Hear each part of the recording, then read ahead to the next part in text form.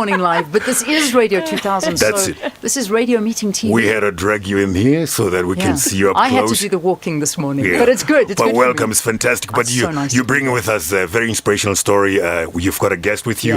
Yeah. Who do we have? I tell you, just nice. This is something that I think that the viewers and the listeners are going to love, and I'm so glad we're doing something like this, because a lot of viewers they shout at us and they complain that they miss so many incredible interviews because they have to go to work. You know, something that we all have to do, unfortunately. But today we're catching you on your way to work as well, and we have got Jes Foord on radio and on television. And Jes Foord, it is such a pleasure to have you on Morning Live and Radio 2000. Welcome. Thank you. It's an honour to be here. It is. Listen, when I heard you speaking and I said to you, we've got to get you on the show, I didn't know we were going to go this big. Yeah, no, go big, but she deserves Radio and television. Exactly. Yeah. At the same time. This is probably one of the first time we have done this. So I'm honoured to be a part of it. Me too. Jess, you're an incredible inspiration to so many people. And, you know, when I heard that you were going to be a guest speaker at a particular function that I went to, I didn't kind of know your story. And I've been alluding to your story with viewers all morning, but can you tell your story in your words? Of course. It was just a normal Sunday morning. My dad gave me a call and said, would I like to go with him to take our dogs just for a walk in the park near a dam? I said to him, sure, that would be wonderful. So he came around, we put all the dogs into the back of the bakkie, off we went to the dam, and we were just having some good old fun throwing sticks for the dogs, and we were confronted by 5 men. They had a gun and 2 knives, and they stole everything we had on us. They then dragged us up to where the bakkie was parked, tried to steal the bakkie, couldn't get it started, then dragged us to a ditch, threw us in the ditch. The one tied my dad up and put a little fishing hat down his throat with a knife, and then the one stayed with my dad, and the other 4 turned to me, and then they took turns one after the other in raping me. Yeah. I mean, it's a story that you get cold hearing the story. Yeah. But I mean, how have you managed to become this Jes Foord? Because that Jes Foord, it must have broken you down. Yeah, it was a difficult time. I'm not going to lie and say it was easy. I had so much support though, and I think it's because of my support and what I do now that has got me so far. I'm constantly talking about what's happened. So I always say it's like when a trauma happens to you, it's like a ball of poison that goes inside you, and every time you talk about it and every time you cry about it, you're spitting a little bit of that poison out. So I'm constantly doing that. I'm constantly releasing that poison. And I really feel that they took something from me on that day that I couldn't prevent. It was out of my control. But every day from then on is my control. It's my life, and I have control over it. So I'm trying to make sure that I live my life to the fullest. I don't want to give them more than what they've already taken. No, Jess, at what point did you think this is the time to tend the meaning of this for my life? Was there a period where, because obviously there would be a stage when this will be traumatizing? Yes, no, it was very traumatizing. I went for counselling. I went for intense counselling, and I really also feel that helped a lot. And to anybody out there who is going through something like this, don't be ashamed to go for counselling. Go for counselling. It really, really helped me. And I think after hearing the statistics of how often a woman is raped in South Africa and what's happening, I thought, I don't want this to have happened to me for nothing. And I had so much support throughout the whole experience, and I still felt how I did. I thought, there's so many women out there who have no one. We need to do something to help those women. And I think at that point I turned and I realized I can make something positive out of this negative, so let's do it. Yeah. Let's talk statistics, because you know when we talk statistics when it comes to rape, it almost seems surreal. I've got a piece of paper in front of me that says that a crime that reportedly takes place in South Africa every 17 seconds. Is this true? Is it? Yeah, and just to put it in perspective, seeing as you're wearing the rugby t-shirt, and for all those men out there who can't quite grasp that, during one rugby match, excluding the halftime, so just 80 minutes, 282 women are raped during one rugby match. And that just kind of shows you how often it's happening. Yeah. And another stat, which is also extremely scary, is a young girl living in South Africa has more chance of being raped than learning how to read. Yeah. And those are our children, those are our grandchildren, those are our sisters, and they've got more chance of being raped than they do of learning to read. And everybody's hope for their children is that they get an education. Yeah. And now we're telling them they've got more chance of being abused than they do of getting an education. But I think the reality really hits home when one actually looks at the facts that, yes, you talk about 200 odd ladies being raped in one rugby game, but how many of those women actually report those rapes? Well, they say it's 1 in 20.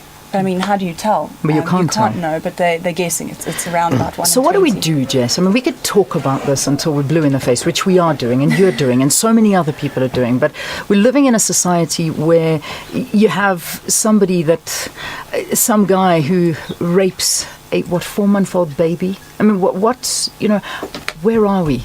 Where is South Africa? I think, unfortunately, we're living in a society where we are teaching our girls how not to be raped instead of teaching our boys how not to be rapists.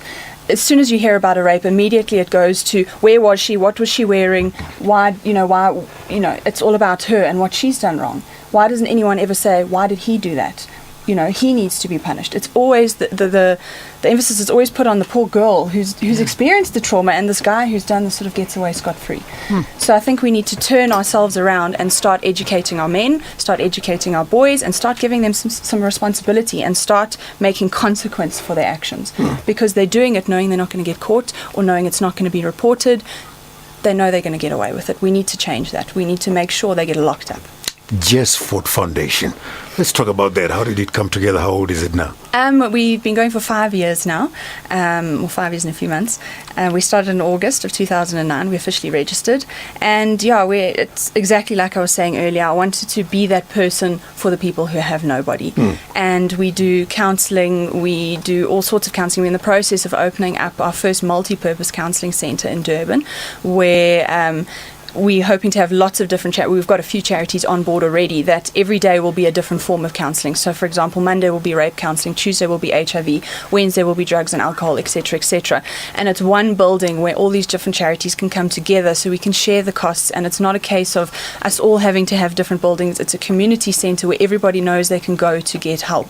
So that's our biggest project at the moment that we're working on. So if anybody out there with lots of spare money would like to sponsor that, we'd love for you to contact us. Absolutely. Give us your contact details. Well, you can contact us in the office on 031 765 4559. Otherwise, you can email us on admin at jff.org.za. Okay, but then there's our golf day. Yes. It's not just any golf day. It's not just any golf day. It's on my birthday. Oh, No, I just Leanne's birthday is a golf day. I'm not asking for any. Especially. Exactly. I'm going to have to. So it's on the 14th of October. This is a fundraising golf day. Tell us about this.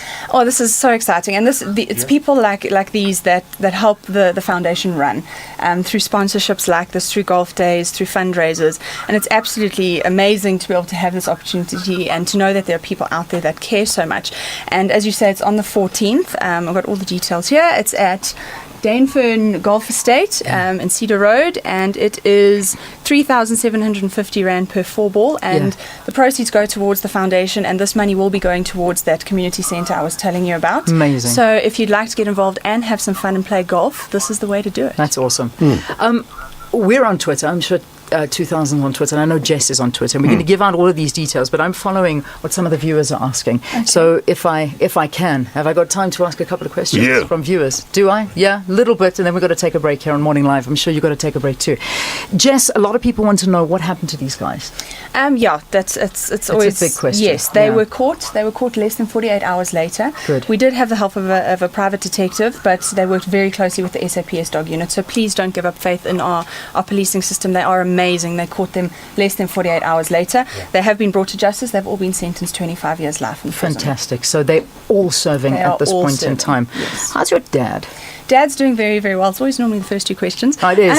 It is. Dad's doing extremely well. He also went for counselling. So did my mom. So did my brother. It's also very important for whoever's directly affected by the victim, whoever's family, friends. You should also go for counselling because it's affecting you too. Yeah. And you're a part of that situation. But we're all doing very, very well. I think it's almost brought us all closer together as a family because we've experienced this together. We can only imagine. Some people are just saying, the big point, yes, rape is bad, but it is a crime that's just getting out of hand. And that's the problem. Definitely. It seems to be getting out of hand. Moving interview, just so many people are loving your story, and I think they're just loving the fact that you're here. And what I said in the beginning was, we don't feel sorry for you, because that's what I don't Good. think you Thank you. want. I don't People want- no. don't want anyone. No. No one wants to be sorry for you. We want to help you. Yes. And that's what we're here to do. We're here Help to me help help Jes the rest of the and ladies her out there. foundation and help the ladies out there. So www.jff.org.za. Follow Jes on Twitter. What is Yes. your Twitter It's handle? just Jes Foord, Jes with one S, Foord with two O's, just to complicate things. Yeah. Jes Foord, simple, plain. I'm on Twitter and on Facebook. Fantastic. You can find me on Facebook as well. And if I Awesome. could just quickly say a huge big thank you to Unlimited Sports for putting this golf day together. I really, really appreciate Yeah, it. all right, Thank there you go. And so what do we do now on radio? Because on TV, we're going to take an ad break and pay a couple of bills. Do you do the same We shall thing? follow TV. You want to do that? Yeah. All right, so let's both take a break here. 2000 Morning FM and Live. Morning Live.